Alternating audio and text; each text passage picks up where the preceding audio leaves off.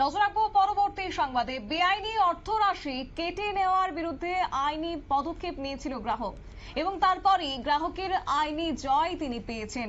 অবশ্য ত্রিপুরা ধর্মনগরের ডক্টর পরেশ চন্দ্র মোদকের তিনি অভিযোগ জানিয়েছিলেন যে ত্রিপুরার আঞ্চলিক ব্যাংক ধর্মনগর শাখা তার বিরুদ্ধে, এবং সেই সঙ্গে তিনি এও জানিয়েছেন যে 2022 এবং 2023 সালে বেআইনিভাবে 120 টাকা কেটে নেওয়া হয়, যা রিজার্ভ ব্যাংকের একটা নিয়ম লঙ্ঘন করে।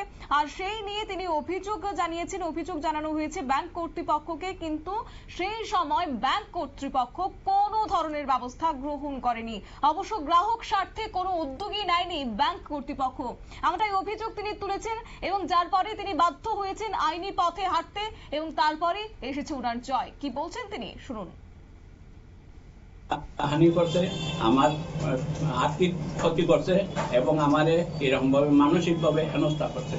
তার জন্য এরপরে কৈলাসর যাইতে গেলে আমার গাড়ি রিজার্ভ করে দিতে, আমি হাই সুগারের রুগী, হাই প্রেশারের রুগী এবং হার্টের অপারেশন করা, আমি জেনারেল যাতায়াতের গাড়িতে যাইতে পারি না।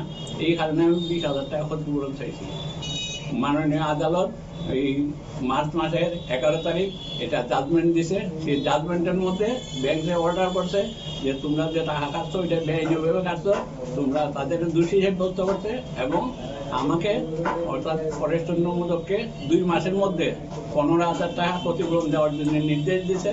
অন্যথায় পরের দিন থেকে আরো 9% হারে সুদ গুণনা এই জরিমানা পুরাইতে হইবে। আপনি কি বলতে চাইবেন?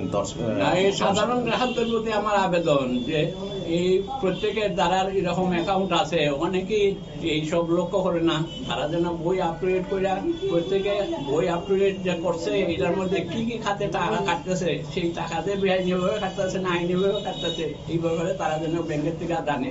আমি যতটুকু দেখছি রিজার্ভ ব্যাংক এবং ভারত সরকার ভোক্তা মন্ত্রক বিভিন্ন প্রচার মাধ্যমে, বিভিন্ন মিডিয়ার মাধ্যমে জনসাধারণদের সচেতন করার জন্য বিজ্ঞপ্তি দিতেছে, অনবরত লাগাতার বিজ্ঞপ্তি দিতেছে যে আপনারা সচেতন থাকেন, কোনো কমপ্লেন থাকলে আপনারা রিজার্ভ ব্যাংকের সঙ্গে যোগাযোগ করেন, রিজার্ভ ব্যাংকের অম্বাসমেন্টে যান এবং এর মাধ্যমে আপনারা এই প্রচার বিজ্ঞপ্তিগুলি দেখেন।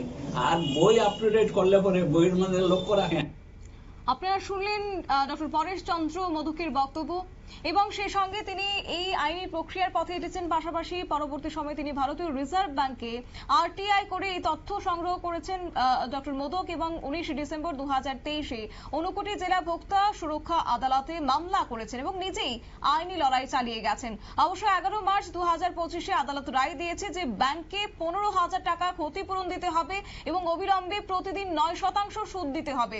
অবশ্য ডক্টর মোদক গ্রাহকদের সচেতন হয়ে ব্যাংকে নিয়মিত লেনদেন এবং রিজার্ভ ব্যাংকের বিজ্ঞপ্তির প্রতি নজর রাখার তিনি আহ্বান জানিয়েছেন, যাতে করে এই ধরনের ভবিষ্যতে যেন এমন কেউই অন্যায়ের শিকার না হয়। আর যদি হতে হয় তাহলে সেক্ষেত্রে যেন প্রত্যেকেই এইভাবে সঠিক তদন্তের পথে যেন এগোন এবং নিজেদের জয় যেন তারা নিজেরাই হাসিল করেন, সেই বার্তাটাও কিন্তু আজকে এই পরেশ চন্দ্র মোদক তিনি রেখেছেন।